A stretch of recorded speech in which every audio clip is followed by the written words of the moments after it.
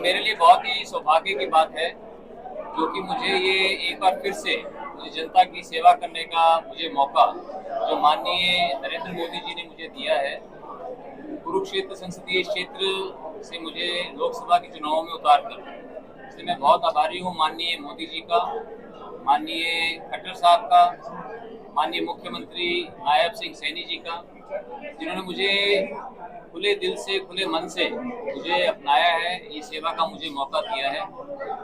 मुझे पहले भी ये सौभाग्य प्राप्त हुआ है कि कुरुक्षेत्र में 10 साल मुझे सांसद रहने का मुझे मौका मिला, और यहाँ से मैं 30 साल से जुड़ा हूँ। 30 साल से यहाँ पे जो कुरुक्षेत्र संसदीय क्षेत्र की जनता से जो रिश्ता है हमारा, एक पारिवारिक रिश्ता है। और मैं समझता हूँ कि आज पूरे देश के अंदर माननीय मोदी जी की भारतीय जनता पार्टी की एक लहर है, और खास करके हरियाणा के अंदर पिछले 10 वर्षों के अंदर बहुत विकास के काम हुए हैं। मुझे पूरा विश्वास है कि हमारे माननीय मुख्यमंत्री नायब सिंह जी के नेतृत्व में हरियाणा के अंदर भारतीय जनता पार्टी 10 की 10 सीटें जो है जीतेगी, और एक बार फिर से माननीय मोदी जी की सरकार बनेगी, भारतीय जनता पार्टी की केंद्र के अंदर सरकार बनेगी। धन्यवाद। नवीन जी, एक मिनट अशोक जी, एक मिनट सवाल सब लेंगे, पहले माननीय मुख्यमंत्री जी अपनी बात रख लें। और एक और मेरा निवेदन है, एक आदमी एक ही सवाल पूछेगा, काउंटर सवाल नहीं पूछेगा, मेरा सबसे निवेदन है। माननीय मुख्यमंत्री जी। धन्यवाद। सबसे पहले तो मैं नवीन जी,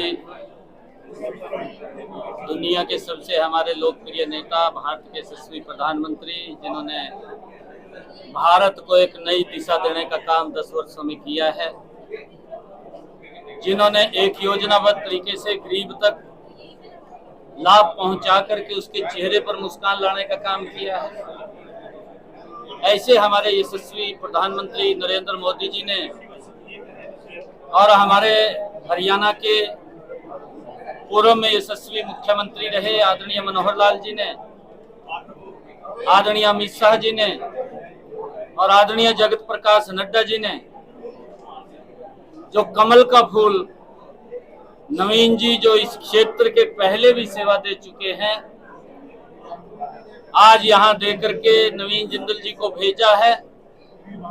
और जो उत्साह आप लोग कार्यकर्ताओं में देख रहे हैं, जो जोश यहाँ की जनता के अंदर देख रहे हैं,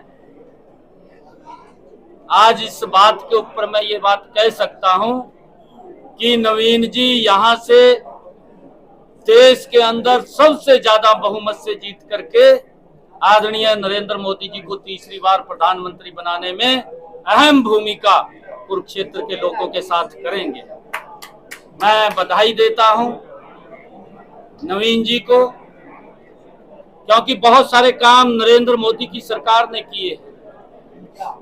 चाहे किसानों तक 6,000 रुपए पहुंचाने की बात है, चाहे किसानों को सुरक्षित करने की बात है प्रधानमंत्री फसल बीमा योजना के माध्यम से, चाहे देश के अंदर नरेंद्र मोदी की सरकार ने 4 करोड़ से ज्यादा आवास गरीब लोगों को बना करके चाबियां सौंपने का लगातार काम कर रहे हैं, चाहे उन बहनों को, माताओं को जिनके घर के अंदर गैस का सिलेंडर कनेक्शन नहीं था, 9.5 करोड़ बहनों के घर के अंदर गैस का कनेक्शन सिलेंडर पहुंचाने की बात है, और चाहे उन माताओं बहनों को जो सूर्य के ढलने का इंतजार करती थी, लगभग 11.5 करोड़ से ज्यादा शौचालय बना करके देने का कार्य किया है, और चाहे मनोहर लाल जी की जो हरियाणा के अंदर नीतियां रही हैं, मनोहर लाल जी ने भी योजनाबद्ध इस डबल इंजन सरकार के अंदर मिलकर के जो काम किए हैं, मुझे खुशी है, मुझे गर्व है इन बातों के ऊपर कि पहले 2014 की से पहले वाली सरकार के अंदर एक बच्चे को नौकरी लेने के लिए दर-दर की ठोकरें खानी पड़ती थी, चक्कर काटने पड़ते थे माँ बाप को, नौकरी नहीं मिलती थी। मनोहर लाल जी ने बिना पर्ची बिना खर्ची के आज गरीब के बच्चे को भी नौकरी देने का काम वो किया है।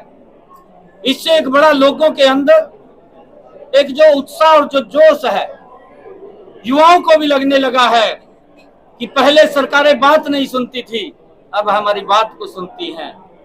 ये जोश भी युवाओं के अंदर है। और आदरणीय मनोहर लाल जी ने योजनाबद्ध तरीके से किसानों को सुरक्षित करने का भी काम किया है। उनको प्रधानमंत्री फसल बीमा योजना के माध्यम से लगातार सुरक्षित करने का काम किया है। मुझे ध्यान में है, कांग्रेस का अगर 10 साल का शासन देखें, मात्र 5668 करोड़ रुपया किसानों को उनकी फसल खराबे का भेजा। मनोहर लाल जी ने इन 9.5 वर्षों के अंदर हमारी सरकार ने 11,000 करोड़ रुपया किसान की अगर फसल का खराबा हुआ है तो उसके खाते के अंदर डायरेक्ट पहुंचाने का काम किया। चाहे भावांतर भरपाई के माध्यम से किसान को सुरक्षित करने का काम किया है।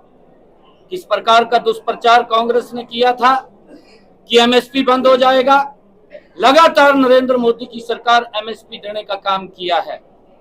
देश का रोड का इंफ्रास्ट्रक्चर हो, देश की रेलवे की कनेक्टिविटी हो, देश की एयर कनेक्टिविटी हो, देश के अंदर स्वच्छता को लेकर के नए एम्स बनाने की बात हो, देश की धारा 370 जैसी समस्या का समाधान करने की बात हो, जिसको पूरा देश भुगत रहा था। हमारे आर्मी के नौजवान जो हमारी सुरक्षा के लिए खड़े होते थे, वो उस समस्या से जूझ रहे थे, परंतु मजबूती से उस समस्या का भी समाधान इन 10 वर्षों के अंदर नरेंद्र मोदी की सरकार ने किया। मुझे खुशी है कि जो विकास की एक नई गति नरेंद्र मोदी जी के नेतृत्व में चली है, हरियाणा के लोग उस गति को और गति देते हुए जो प्रधानमंत्री जी का विजन है कि हमने 2047 तक विकसित भारत बनाना है, और उस विकसित भारत के अंदर हरियाणा अपनी प्रमुख भूमिका अदा करेगा। और उसमें अपनी भूमिका अदा करते 10 की 10 लोकसभा की सीटें नरेंद्र मोदी जी के पास भेज करके तीसरी बार प्रधानमंत्री बनाने का काम करेगा। मैं आज नवीन जी को बहुत बहुत बधाई देता हूं, और पूरे कार्यकर्ताओं को आज जो जोश जो उत्साह देखने को मिला, मैं इसके आधार के ऊपर ये बात कह सकता हूं कि यहाँ से नवीन जिंदल जी बड़े मैंडेट के साथ जीत करके नरेंद्र मोदी जी को तीसरी बार प्रधानमंत्री बनाएंगे। सीएम साहब, कांग्रेस ने अभी तक कैंडिडेट नहीं उतारे हैं, बीजेपी ने सभी उतार दिए हैं लोकसभा में, क्या कहेंगे? देखिए, कांग्रेस के अंदर डर है, और कांग्रेस के बड़े नेता चुनाव लड़ने से मना भी कर रहे हैं अंदर खाते। कहीं ना कहीं उनको हार दिखाई दे रही है, और आने वाले समय के अंदर ये डबल इंजन की सरकार मिलकर के फिर देश और प्रदेश को एक विकास की नई ऊंचाइयों के ऊपर पहुंचाने का काम करेगी। और जो विकास की एक गति चली है, उस गति को और तेज करने का काम हरियाणा प्रदेश के लोग करेंगे। सीएम साहब, आपकी बात 400 पार का नारा दिया गया है। सिक्योरिटी को लेकर पूर्व मुख्यमंत्री भूपेंद्र सिंह का कह रहे हैं कि सिक्योरिटी को कम किया गया है, जबकि आपकी सिक्योरिटी बढ़ाई गई है, पूर्व सीएम की सिक्योरिटी बढ़ाई गई है, अनिल जी की सिक्योरिटी बढ़ाई गई है। नहीं, देखिए, ऐसा कहीं नहीं है। किसी की सिक्योरिटी के साथ जिसको प्रोटोकॉल के हिसाब से, लॉ के हिसाब से, जहां पर भी जो एक नियम बना हुआ है, उस नियम प्रक्रिया के हिसाब से जिस व्यक्ति को जितनी सिक्योरिटी की आवश्यकता है, सरकार उतनी सिक्योरिटी उसको उपलब्ध करा रही है।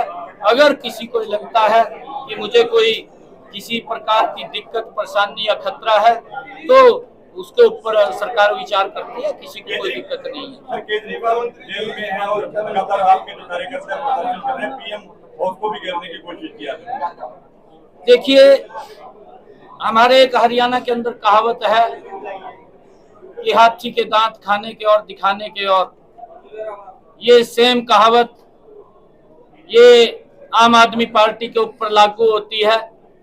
और उन्होंने जिस प्रकार का मंच से खड़ा होकर के कहा कि हम कट्टर ईमानदार हैं, हमारी पार्टी कट्टर ईमानदार है, आज उसका चेहरा पूरे देश के सामने आया है। आज लोग देख रहे हैं कि जिस प्रकार से बैक पिछले दरवाजे से नीतियां बना करके उसका जो लोगों के संसाधनों के ऊपर किस प्रकार से उन्होंने उसका दोहन किया है, ये सारा का सारा दिखाई दे रहा है। और हमने तो पहले भी मैंने ये बात कही थी कि इसमें डरने की कोई बात नहीं है, कि अगर जो पैसा आया है वो तो बताना पड़ेगा कि कौन से रास्ते से आया है। अगर नहीं बता सकते तो फिर ईडी तो कार्रवाई करेगी, परंतु इस प्रकार की जो ईडी पहले भी कार्रवाई करती थी और आगे भी कार्रवाई कर रही है, कांग्रेस के समय में भी कार्रवाई करती थी। अगर कोई गलत काम करता है तो उसके खिलाफ अलग वो स्वतंत्र एजेंसी है, वो काम करती है उसके अंदर। क्योंकि ये लोग जिस प्रकार की बात थी, आप देख भी रहे हैं कि इन्होंने जो गाली भी देते थे और गले भी लगा रहे हैं, ये नीति हमें यहाँ दिखाई दी है।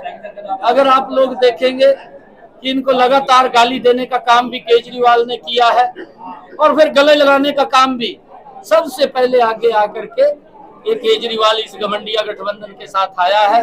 एक ही इनकी नीति है, एक ही इनका विचार है, ये देश की भलाई के लिए नहीं, ये देश को कमजोर करने के लिए काम करते हैं। सीएम साहब क्या कहेंगे आपकी बात 400 पार का? सीएम साहब आपके पास कैंडिडेट नहीं बचा, इसलिए दूसरी पार्टी का कैंडिडेट लेकर आई है। आम आदमी पार्टी का लगातार ये आरोप है, आपके पास कैंडिडेट नहीं बचा क्षेत्र से, इसलिए दूसरी पार्टी से कैंडिडेट लेकर आए। चौधरी ओम प्रकाश जिंदल हमारे यहाँ से संजय प्रत्याशी रहे हैं, आपको जानकारी होगी, ये बाहर के नहीं है। चौधरी ओम प्रकाश जिंदल जी हमारे भारतीय जनता पार्टी और विकास पार्टी के सांझे उम्मीदवार रहे हैं। ये हमारे परिवार के हैं, हमने बाहर से नहीं है, पार्टी से तो तोड़ने का काम वो लोग कर रहे हैं। हमने क्या नवीन जिंदल की सरकार से इनकी ज्वाइनिंग हुई है, भारतीय जनता पार्टी को मजबूती मिली है या नवीन जिंदल को मजबूती मिली है भारतीय जनता पार्टी में आकर? नहीं, देखिए, पार्टी मजबूत पूरे प्रदेश के अंदर होगी और 10 की 10 लोकसभा की सीटें हम यहाँ से बड़े मैंडेट के साथ जीतेंगे। सीएम साहब क्या कहेंगे आपकी बार 400 पार का नारा है, मेन राम मंदिर जो मुद्दा रहेगा, मेन रहेगा ये राम मंदिर जो देखिए, इसके ऊपर मैं ये कहना चाहूंगा, क्योंकि राम मंदिर को लेकर के कांग्रेस ने राजनीति की है, भारतीय जनता पार्टी ने उस समस्या का समाधान किया है, क्योंकि उसके ऊपर राजनीति नहीं की। यही लोग बोलते थे कि मंदिर वहीं बनाएंगे, तारीख नहीं बताएंगे। आज भगवान श्री राम की प्राण प्रतिष्ठा भी हुई है। आज पूरा देश भगवान श्री राम को दर्शन करने के लिए भी अयोध्या के अंदर जा रहा है। हमारे लिए बड़े गर्व की बात है, गौरव की बात है। हमारी संस्कृति, हमारे संस्कार हैं, जिसको सुरक्षित करने का काम नरेंद्र मोदी जी ने किया है।